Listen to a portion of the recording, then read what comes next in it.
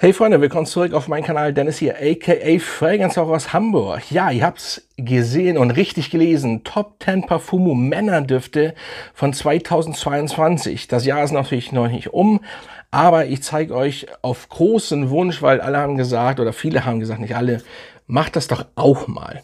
So.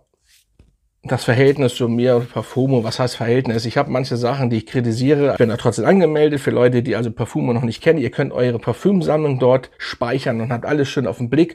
Und ihr könnt sogar Düfte verkaufen, aber ihr müsst, soweit ich das jetzt weiß, 500 Bewertungen haben, um Düfte zu verkaufen. Ich finde das persönlich gut, weil dann kommt auch nicht so viel Schrott da rein. Im Endeffekt kann man das aber auch nicht fernhalten oder auch nicht, man kann das nicht so rausfiltern, das ist schade, aber ich habe gehört durch Bekannte und Kumpels, dass das schon ähnlich wie eBay ist. Ich kenne das noch von früher, also ich bin ja 5 Jahre da, glaube ich, und ehrlich gesagt, das wird immer schlimmer, habe ich gehört. Das ist schade, weil ein eBay wollen wir da nicht haben im Endeffekt, das wollen die auch nicht haben, aber leider kann man das nicht sehr gut rausfiltern. So, aber ich stelle euch jetzt mal bis jetzt ist das Jahr, wir gehen ja zum August hin, wir haben also, ja, noch ein paar Monate vor, aber aktuell gehe ich jetzt mal von aus und zeige euch die Düfte. Auf Platz 10 bis jetzt ist La Nuit de l'Homme Eau de Toilette. Ja, das ist einfach ein Duft, der einfach ankommt bei Frauen zum Date. Es ist einfach ein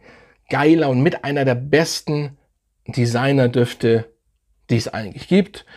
Auch wenn die Haltbarkeit bei manchen nicht so gut ist. Ich mache das nicht gern, wenn das reingeworfen wird, weil ich habe die 21er oder 20er Version inzwischen, die Zeit rennt.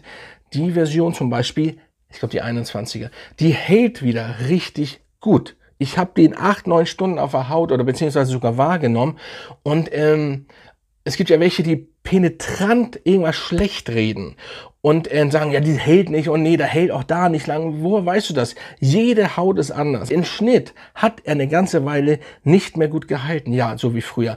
Was heißt wie früher? Ich hatte auch die alte Version und ich kenne noch einen, der die alte Version hat. Der hat sogar alle Versionen. Und diese Version, die hat auch früher, es war nie eine Bismut.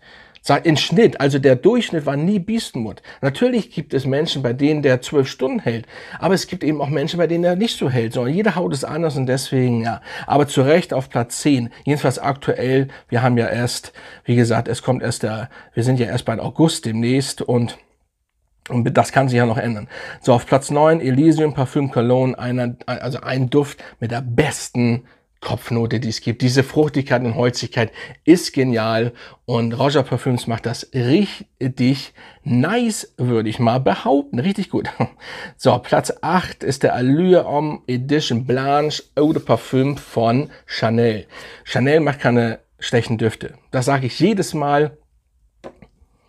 Antheus steht hier gerade, ohne Worte dieser Duft, einer der, oder wenn nicht der beste für mich persönlich von Chanel, mit Egoist. Also wir sind jetzt hier nicht bei, aber ich sag nur, Chanel macht richtig gute Düfte und der Allure Homme Edition Blanche ist einfach ein Zitronenkuchen zum Aussprühen. Diese Süße ist so perfekt abgerundet, man trägt ihn richtig gern und er lässt sich auch gut tragen. So. Platz 7 ist Aventus, ja. Der King, wie viele ihn nennen, ist immer noch ein Dosenöffner, wie viele meinen. Ja, er kommt immer noch gut an, aber man muss sehen, ich habe die 215er, die 220er Version. Also Fakt ist, dass auf jeden Fall kein Dupe, er wurde so viel nachgemacht, kein Dupe kriegt die DNA hin. Aber Fakt ist auch, dass sich was ändern muss. So, die Haltbarkeit muss sich ändern, die Silage muss sich ändern und der Preis ist einfach too much. So, und deswegen komme ich gegen diese Marke und habe ich ein Problem mit dieser Marke. Ich gebe gern viel Geld für Düfte aus und so weiter und so fort, aber dann will ich auch Qualität haben. Und wenn man das Rauchige wegnimmt, das, was eigentlich dazugehört, der Duft ist soweit gut noch, aber andere nehmen ihn länger wahr. Das ist auch so ein Ding. Ne? Ihr selber aber nehmt ihn überhaupt nicht lange wahr. Und das ist das Problem. So, meine Frau hat ihn noch nach 7 Stunden wahrgenommen oder nach 8 sogar. Aber einen selber nach 2 Stunden oder so riecht man nichts mehr. Und das geht einfach nicht bei so einem Preis. So, in Amerika kostet 100 ml $400, glaube ich. Überlegt euch das mal. So, Platz 6, Reflection Man von Amorat. Ja, das ist der Duft, wenn mich viele anschreiben, was kann ich zu einem Abi nehmen, was kann ich zur Hochzeit nehmen, was kann ich zu meiner Hochzeit nehmen. Dann sage ich immer Reflection Man. Diese Orange, diese Blüten, die da drin sind, diese Süße, die einfach perfekt zusammengestimmt, ist nice und passt einfach. Muss ich nicht mehr zu sagen, sehr geil. Die Haltbarkeit übrigens auch in Silage ist immer so ein Mittelding. Ihr könnt natürlich den Reflection Man 45 nehmen. Der ist an Anfang anders, aber geht in die Richtung, kostet aber mehr. So. Platz 5, Dior Homme Intense. Ja, das ist ein von 2011. Es ist der Lippenstiftduft, der Schminkkassenduft. Mich wundert, dass der bei den Männern wirklich so ankommt, weil bei anderen, die so ähnlich sind, wird immer gemeckert. Der kommt an. Ich finde ihn auch gut. Die aktuelle Version kenne ich nicht. Ist aber ein sehr guter Duft. Also wer auf Iris und so eine Cremigkeit und dieses Lippenstift-Ding, diesen Lippenstift-Style steht, nicht so raufzuschmieren, sondern einfach den Geruch, der ist da gut aufgehoben. So, Platz 4 kommt einer meiner Signaturdüfte. Lange, der ist immer noch mein Signaturduft, Dior Homme Parfüm. Beast Mode Haltbarkeit, Beast Mode Silage und Beast Mode in aller Form. Dieser Duft ist genial. Leder, Rose ein bisschen, denn pudrig durch die Iris. Das ist ein Traumduft mit Power und richtig auf die Fresse und der ist nice. Und ich habe noch die erste Version von früher. Ich weiß nicht, ich habe gehört, der aktuelle, die in 100 ml, ich habe noch die 75er, wie gesagt, von früher, aber die aktuelle soll immer noch sehr, sehr nice sein. So, Platz 3, Layton von Parfums de Marly. Der Partyduft schlechthin, der süße Duft, auch hier Fruchtigkeit, Orange, richtig schön süß, passt aber perfekt abgerundet und ist auch einer meiner Lieblinge aus diesem Haus.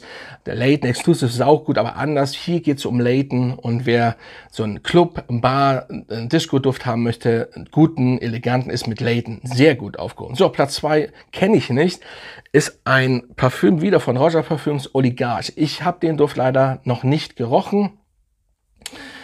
Ja, es ist sehr gut oder schneidet sehr, sehr gut ab. Wie gesagt, ich kenne ihn noch nicht und hört sich interessant an, kostet aber auch ein bisschen. Und nochmal, ich möchte was für den, es ist zwar Handarbeit, die Flakons, aber ich höre Leute immer, ja, der Flakon ist auch teuer und die Swarovski-Steine, Leute, nochmal, Swarovski-Steine sind keine Diamanten, sind auch keine Edelsteine. Das sind Swarovski-Steine. Das ist nichts Besonderes. Ich krieg das immer so, ihr schreibt das immer so, als wenn das, Leute, ich will den nicht schlecht machen. Diese ganze Aufmachung und diese Handarbeit, nein, aber es sind Swarovski-Steine, dreht also nicht durch. Ne? Das will ich immer nur sagen. Also das bestimmt nicht den Preis. Das wäre schlimm, wenn es das wäre. Also dann lieber lieber Diamanten und etc., aber dann habt ihr ganz andere Preise. So, Platz 1, Imagination von Louis Vuitton. Ja, das ist natürlich jetzt auch klar, der Sommer, der Frühling und dieser zitrische, cremige Duft für den Sommer, der wirklich 8 Stunden gut hält, den ich so oft vorgestellt habe, auch bei TikTok und so weiter, der funktioniert einfach und ist richtig nice und top. Also das war klar und das habe ich mir auch gerade ohne bevor hinzugucken, ich gucke da so oft selten in die Charts, deswegen habe ich das jetzt für euch gemacht und es wird auch noch Unisex kommen und ich werde vielleicht die anderen Jahre davor auch mal durchnehmen, aber erstmal ist das jetzt das 22er, bis jetzt, wie gesagt, kann sich ja noch ändern. Ich weiß nicht, ob der Louis Vuitton auf Platz 1 bleibt bis Ende des Jahres, aber eine schöne Sammlung, die ich komplett habe, außer den Oligarch von ja, von Roger, den habe ich nicht, sonst habe ich alle. Und ich kann alle euch ans Herz legen. Also das sind sehr nice Düfte. Also Leute, ich hoffe, euch hat das gefallen und wir führen das weiter. Und ja, Antheus, sau geil. Also bis zum nächsten Mal.